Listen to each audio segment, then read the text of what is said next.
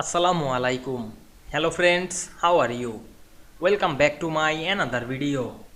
In this video, I am going to show you how to align bullet point to the left in Microsoft Publisher. Let's get started. Firstly, we have to open a Publisher document. Now we want to align bullet point to the left side. Firstly, select this bullet point text, click and drag on our mouse.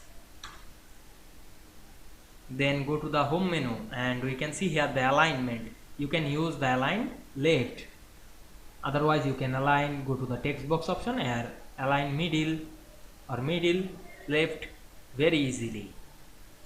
I hope you enjoyed the video. Please like, comment, share and subscribe my channel. Thanks for watching.